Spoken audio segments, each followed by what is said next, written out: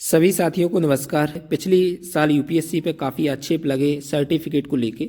अभी एक जो बहुत बड़ा पॉइंट है वो अभ्यर्थियों के लिए बहुत इंपॉर्टेंट है। अगर आप यूपीएससी की तैयारी कर रहे हैं तो ये आपके लिए बहुत अच्छी खबर है, क्योंकि अब हमें ये पता चल जाएगा कि उत्तर कुंजी में हमारे क्या आंसर हैं। क्योंकि अभी हम डिपेंड रहते हैं कोचिंग की आंसर की पे, और आपको पता है कि यूपीएससी की आंसर की और कोचिंग की आंसर की में बहुत ज़्यादा डिफरेंस रहता है। कभी कभी तो 15-15 क्वेश्चन चेंज रहते हैं, तो विद्यार्थी को पता ही नहीं चलता है कि उसके सटीक मार्क्स कितने हैं।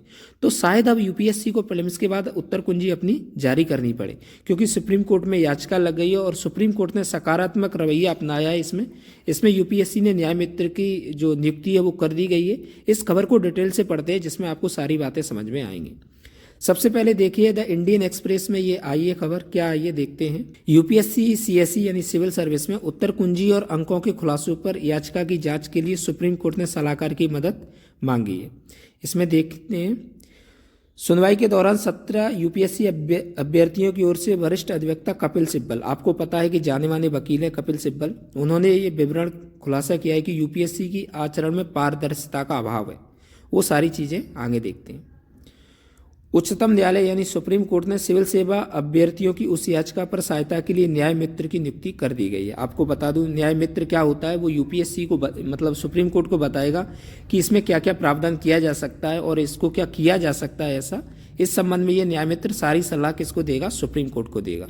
जिसमें यूपीएससी की सिविल सेवा परीक्षा में बैठने वाले अभ्यर्थियों को उत्तर कुंजी, कट ऑफ अंक और अंकों का खुलासा, यानी आप प्रीलिम्स के बाद आपकी उत्तर कुंजी आनी चाहिए, और जब प्रीलिम्स का रिजल्ट आए उस समय हमें प्री के अंक पता चल जाना चाहिए और हमें कट ऑफ पता चल जाना चाहिए। ये मांग की गई है अभ्यर्थियों के द्वारा। किसमें सुनवाई हुई तो न्यायमूर्ति पीएस नरसिम्हा और न्यायमूर्ति मनोज मिश्रा की पीठ में कि मामले में सहायता के लिए वरिष्ठ अधिवक्ता जयदीप गुप्ता को न्याय मित्र नियुक्त किया है। याचिकाकर्ता से कहा गया है कि याचिका की एक प्रति उन्हें सौंप दी जाए, यानी आपकी क्या क्या मांग है वो जयदीप गुप्ता को दे दी जाए। वो इस पर एनालिसिस करेंगे क्या ये किया जा सकता है या नहीं। साथ ही एक उनमें हल्फनामा मांगा है यूपीएससी की तरफ से कि एक केंद्र सरकार और यूपीएससी एक हल्फनामा प्रस्तुत करे, क्या वो ऐसा कर सकती है या नहीं कर सकती है।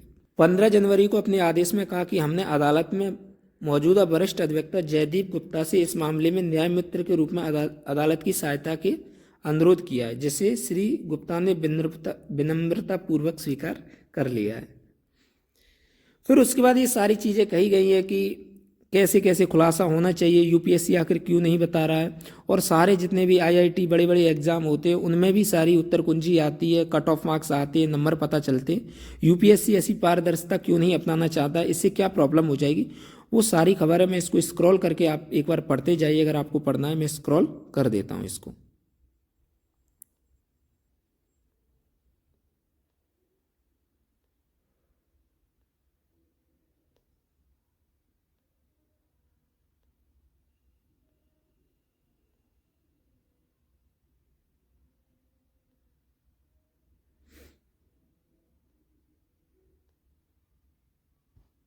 अब देखिए ये सारी चीज़ें आपने पढ़ ली होंगी। इसमें काफ़ी प्रश्न लगे हुए हैं यूपीएससी पे। ये कहा गया है कि आखिर क्यों नहीं दिखाना चाहते हैं ये, क्योंकि अभ्यर्थियों का कहना है कि जब फाइनल रिजल्ट आ जाता है उसके बाद यूपीएससी कट ऑफ बताता है, उसके बाद यूपीएससी आंसर की डालता है, उसके बाद यूपीएससी नंबर देता है। तो अभ्यर्थियों का कहना है कि जब फाइनल रिजल्ट आ गया उसके बाद अभ्यर्थियों के लिए किस मतलब का है वो कट ऑफ, किस मतलब की वो आंसर कुंजी है, और क्या पता चलेगा। यानी यूपीएससी का जो अभ्यर्थी है कुछ भी समझ नहीं पाएगा। यानी अगर वो अगली परीक्षा का सुधार करना चाहे तो उसको प्रीलिम्स में पता चल जाएगा कि कट ऑफ इतना आया था और मेरे मार्क्स इतने आए हुए, तो उसको अगली परीक्षा में सुधार करने का मौका मिलेगा। जबकि जब फाइनल रिजल्ट के बाद कट ऑफ आता है, उत्तर कुंजी आती है, तो अभ्यर्थी को समझ में ही नहीं आता है, क्योंकि तुरंत वो प्रीलिम्स का एग्जाम आता है। इससे जो एक साल का चक्र भी है उसमें कोई भी अभ्यर्थी फंस जाता है।